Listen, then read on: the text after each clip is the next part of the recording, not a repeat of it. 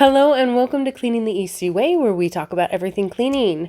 So today what we thought we would do is we've had a lot of people ask us to do a video on cleaning an entire home. So we thought we would do that, but we're going to break it down into a couple different parts. Today is going to be the bathroom clean. Now, before we get into it, just know that this client that we're cleaning for, she is very easy to clean for, but she does have a lot of sensitivities to smells. She has a lot of allergies. And so the only thing she likes us to use while cleaning her house is vinegar. So we're going to take you along and show you how we clean her bathroom.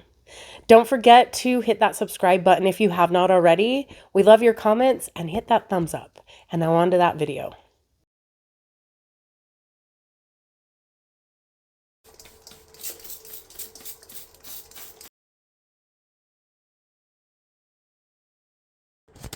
First, we have to remove everything from the countertop, and then using that vinegar, we're going to spray everything down.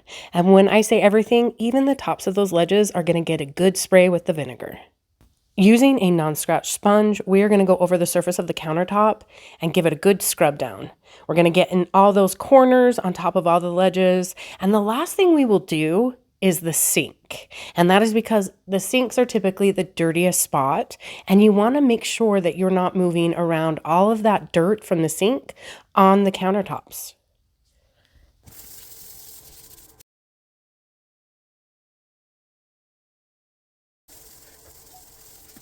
When it comes to cleaning a faucet, this is something that a lot of people don't think about cleaning. You should be hitting it at every angle. A little trick, if you have a lot of white buildup, is Barkeeper's Friend and a brush. Just make sure you rinse it off very well. Once you've rinsed it, hit it with your all-purpose cleaner and shine it up.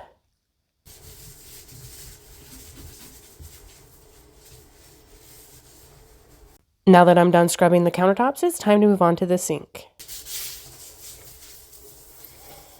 One of the areas people don't give enough attention to is around the drain. A lot of soap and toothpaste build up there. I'm also going to rinse it out with water because it is inside of the sink. After going through and scrubbing everything down with that non-scratch sponge, it is time to dry everything and make it shine.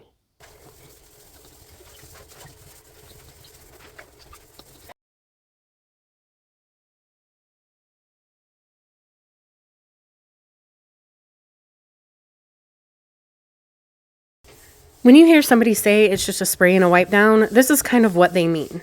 It's not just a spray and a quick wipe down. You are scrubbing with the rag as well.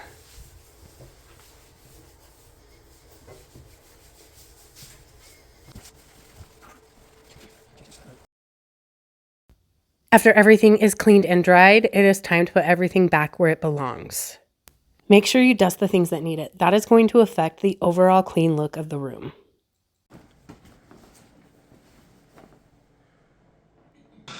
What are you doing? What are you doing? I'm sitting here. Up next, Cody is going to spray down the entire shower with the vinegar. We tend to spray a little bit more with the vinegar. This is not the first time he sprayed it. He sprayed it earlier and let it sit because it's not doing what our typical all-purpose cleaner would be. He does like to put the shower curtain up and out of the way. I, however, do not because I am not as tall as Cody. Cody is going to spray a little bit of the vinegar on the non-scratch sponge, and he's going to take that sponge and he's going to scrub at this tile to try to get it as clean as possible.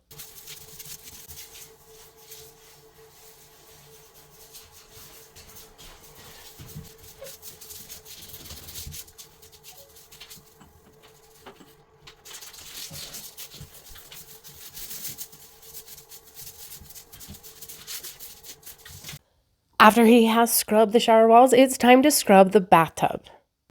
Cody is going to pay extra attention to the areas that need it. The back of the tub tends to have more soap just because this is where the client keeps their shampoo and soap.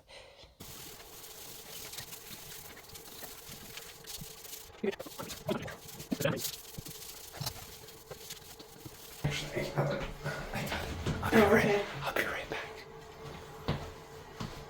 Cody is now going to use a small brush and go along some of those edges and around some of those tight areas that are hard to get into with just like a sponge or a rag.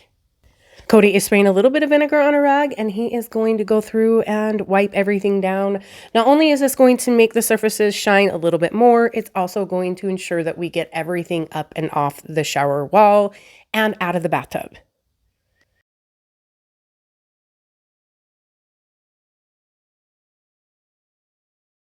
One of the last things we do in a bathroom is it's time to clean the toilet. Now, we had already cleaned the toilet bowl and let the brush dry, but unfortunately the footage of that was lost. So you are seeing Cody, he is spraying the entire toilet down very, very well with the vinegar.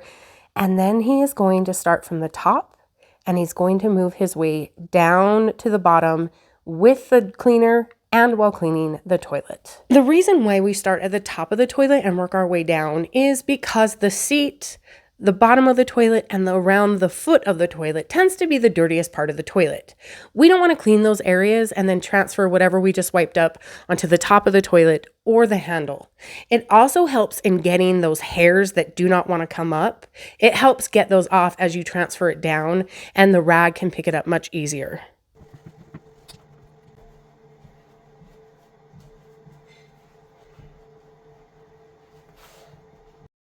Right here you can see that Cody has grabbed our toilet cleaning brush. This brush is meant to clean dishes, but it is amazing at getting around those tough areas on a toilet that the rag just can't get into.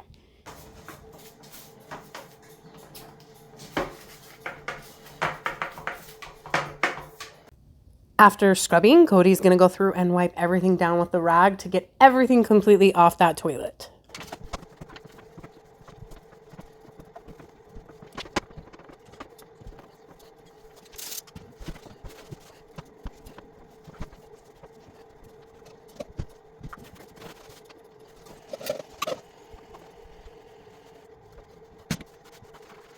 With a new clean rag, Cody is going to wipe everything down and get it put back into place. And that includes the counter next to a toilet.